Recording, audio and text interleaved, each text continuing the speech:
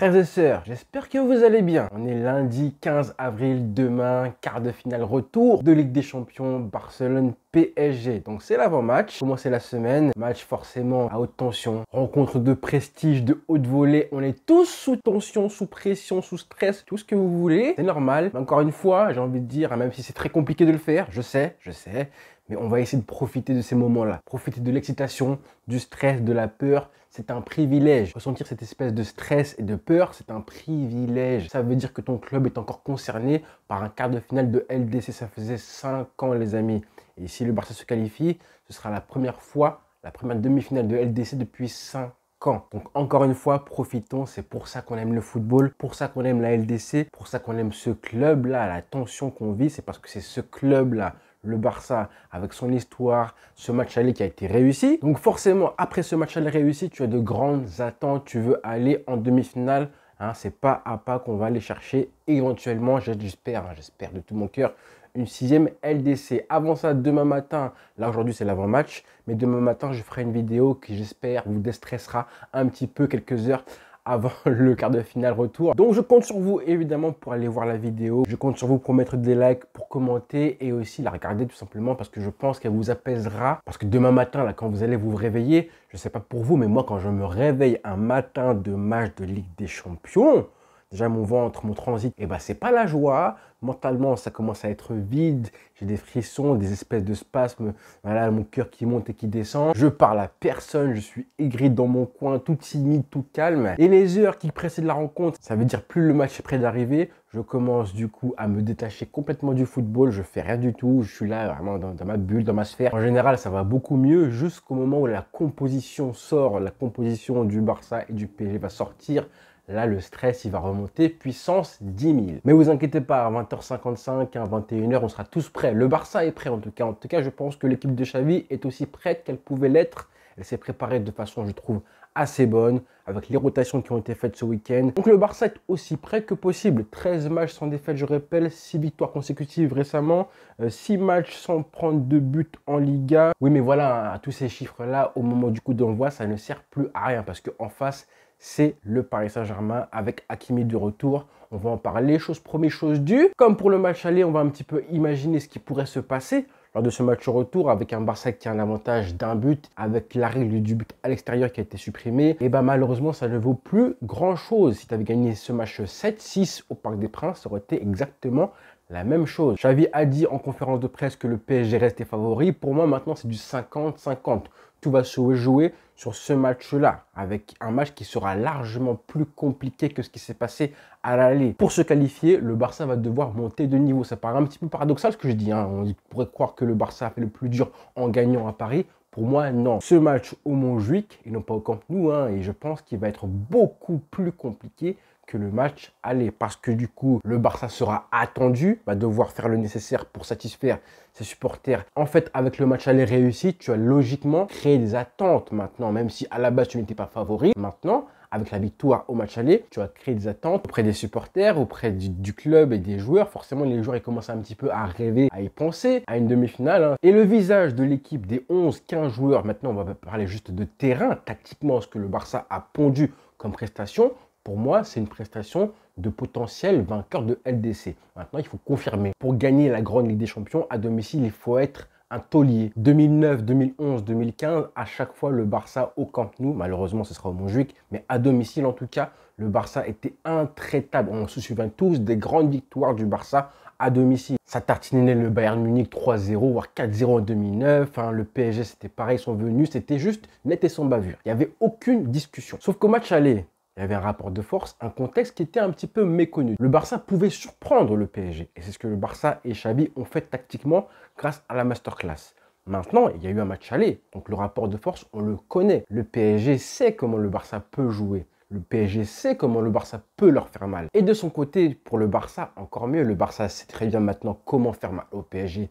Certes, mais deuxième chose, le Barça a pris confiance grâce au match aller. Et troisième chose la plus importante, le Barça n'a pas tout montré lors de ce match aller. Le Barça sait jouer différemment, pas seulement en contre et en transition rapide. Mais récemment, on a vu une équipe qui sait être patiente et qui sait jouer un football un peu plus offensif, un peu plus posé, un peu plus en possession. Ça, c'est les fondements du Barça habituel. Mais tout le monde se demande si le Barça doit avoir la même tactique exactement qu'au match aller ou pas.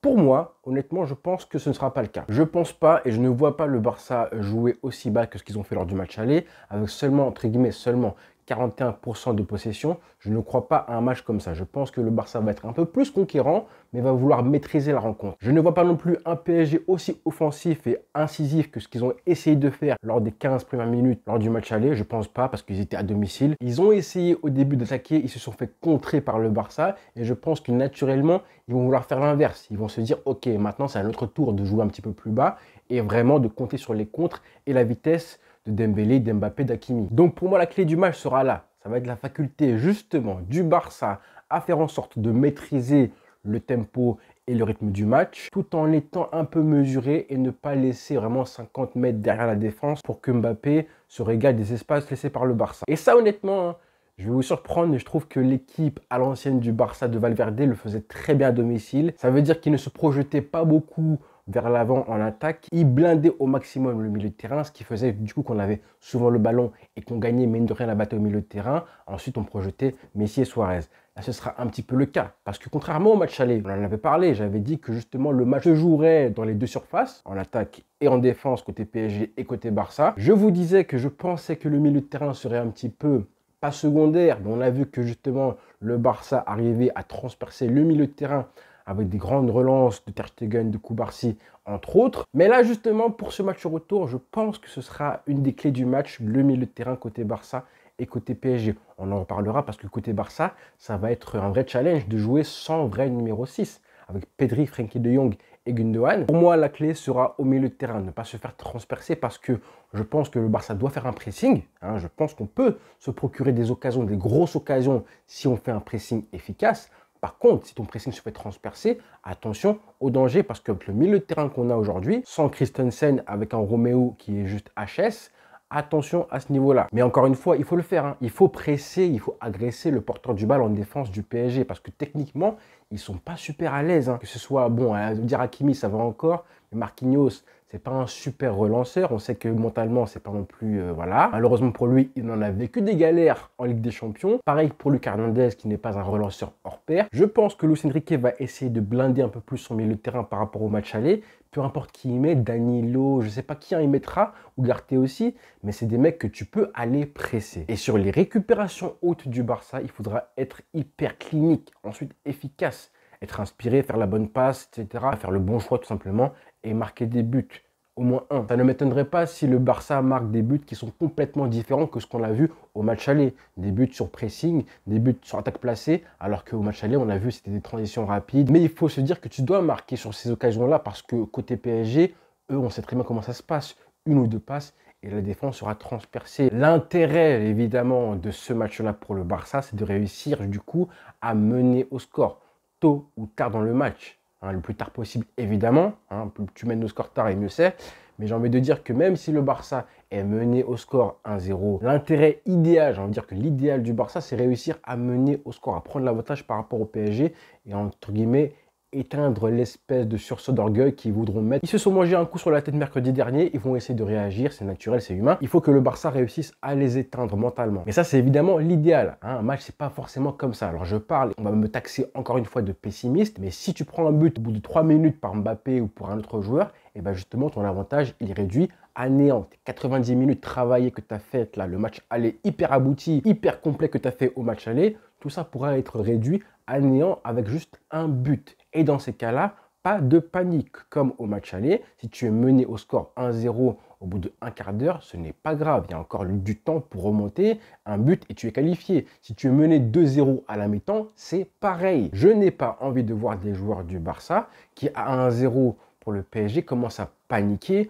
commencent à vraiment partir à l'abordage, à se précipiter vers le but. C'est justement le meilleur moyen pour encaisser un deuxième but du PSG. Et si jamais malheureusement il arrive, si le Barça est mené 2-0, c'est pareil, on ne panique pas et on ne repart pas à l'abordage parce que tu vas te manger un troisième but à 2-0 à la mi-temps par exemple. Tout est encore possible, un but ensuite et tu reviens à égalité. Donc vraiment calme, ça va être encore une fois une clé, la clé du match mentalement. comment le Barça va gérer ses temps faibles. Et comment tu vas gérer les moments où tu te manges des coups comme ça, des coups de confiance. Tu prends un but, tu prends un penalty, un carton rouge malheureusement. Tout ça, en fait, tous ces petits faits de match qui vont changer ensuite le cours de la rencontre globalement. Alors par contre, évidemment, s'il y a 3 ou 4-0 à la mi-temps, là par contre, on s'affole. Là, j'avoue que là, du coup, ce serait dramatique. Mais attention, on n'en est pas encore là, loin de là. Évidemment, je pense que le Barça a de quoi maîtriser la rencontre, a de quoi dicter le rythme du match. Et encore une fois, si c'est un match fou, complètement fou, avec un ballon qui va d'un but à l'autre, ça nous défavorise encore plus à domicile. Rappelez-vous, le Classico, là, c'était en octobre dernier. Un partout, c'est ce qui se passait. Et du coup, le Barça a perdu. On ne veut pas un match débridé. On veut un match maîtrisé, avec un Barça qui monopolise comme il peut le ballon et des poètes qui parlent, les artistes du ballon qui doivent s'exprimer. Pour moi, c'est un match où Lamine Yamal peut très bien s'exprimer. Ça a été compliqué lors du match aller face à Nuno Mendes. Il a quand même été important pour le premier but. Mais là, c'est vraiment un match à domicile où je pense qu'il aura plus d'espace avec un côté droit du PSG, Hakimi, Dembélé normalement, ou Hakimi tout seul si Dembélé est placé à ce poste de numéro 10, comme ça a été le cas en deuxième mi-temps, là au match aller, avec un côté droit que je pense du PSG qui sera plus visible. Je pense que le côté gauche pourrait être un peu plus fragilisé. Et un Lamine Yamal qui pourrait, je pense, bénéficier du milieu de terrain qui sera renforcé avec la présence de Pedri. Et oui, Pedri de retour.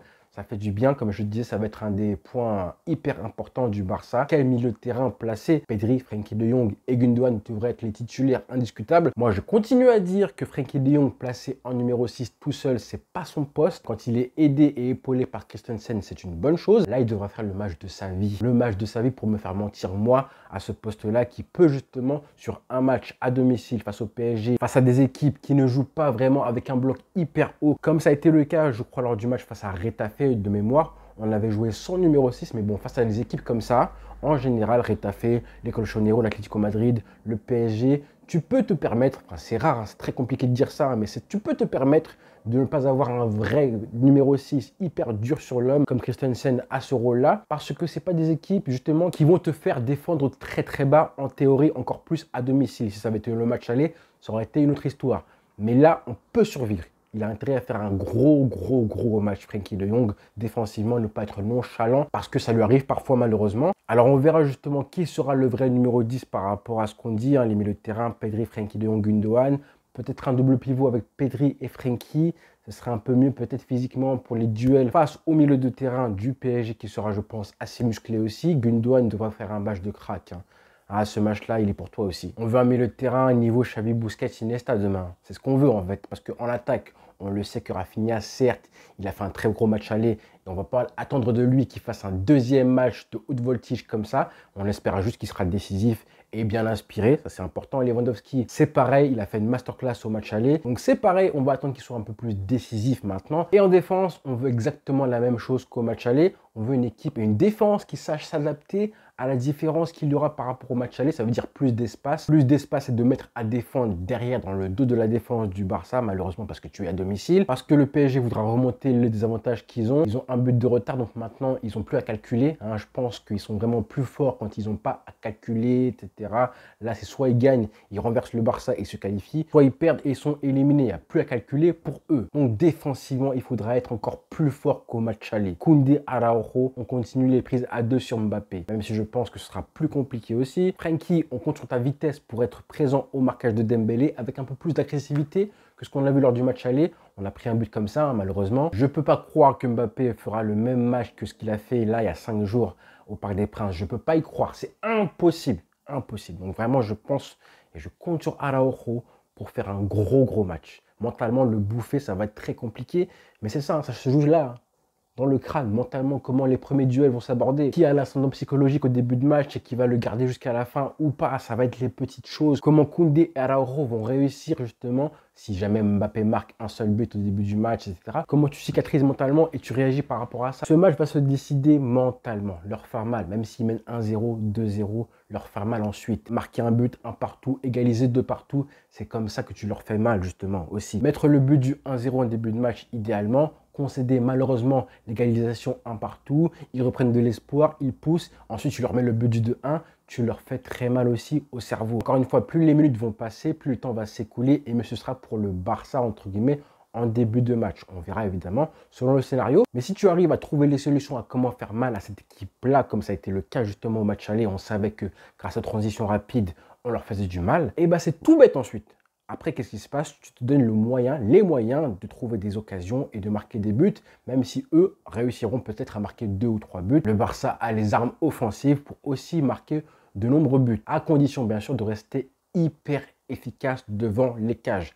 On a trop souvent vu, malheureusement, un Barça qui vendangeait en Liga à domicile. À domicile, on en a loupé pas mal d'occasions cette saison. Que ce soit à 0-0 demain, à 1-0 encore plus important, et encore plus important à 2-0 si jamais le Barça, de manière très heureuse, mène 2-0. Le troisième but, à chaque fois, il est hyper important. Encore plus à l'inverse. Si jamais le Barça est mené 0-1 ou 0-2, malheureusement, il faudra être hyper réaliste. Ça va être la clé aussi. Sans oublier, encore une fois, de parler des remplaçants. Encore une fois, Fermín López qui devrait remplacer Pedri en cours de match, je pense, en fonction de ce qui se passera. Pareil pour João Félix, il va rentrer en cours du match. Ce sera une très belle occasion pour lui de montrer à quel point il est important pour le Barça. Ce sera une immense occasion pour lui, João Félix.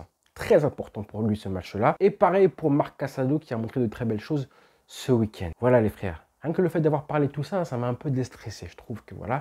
Et j'espère que vous aussi, en écoutant ma vidéo, on est prêt, on est pressé de revoir ce Barça concentré dans les duels impliqués, agressifs, Cancelo sur Hakimi, qui devra faire du coup un gros boulot aussi. Tout ça, on est pressé de le voir. Et un Xavi, évidemment, inspiré idéalement, qui saura justement répondre et s'adapter au coaching de Luis Enrique et des aléas de la rencontre. Ça, c'est évidemment... Après ça, c'est le coach. Hein. C'est vraiment son travail à lui. C'est justement répondre et savoir lire un match. Il a très bien fait au match aller. Maintenant, c'est encore plus dur au retour. Comme il a dit, ça va être la guerre. Tout simplement. Rendez-vous du coup demain matin pour la vidéo dont je vous ai parlé qui, j'espère, vous apaisera un petit peu avant la rencontre le soir même à 21 h. Et ensuite, rendez-vous après la rencontre, peut-être à 23 h, voire après les prolongations, peut-être, hein, parce que ça, on l'oublie un petit peu, mais c'est possible. Pour le débriefing ici sur YouTube, pour ensuite la réaction avec vous sur TikTok et sur Facebook, avec j'espère et je prie la qualification au bout. Voilà les frères. Bonne journée à tous et bonne soirée.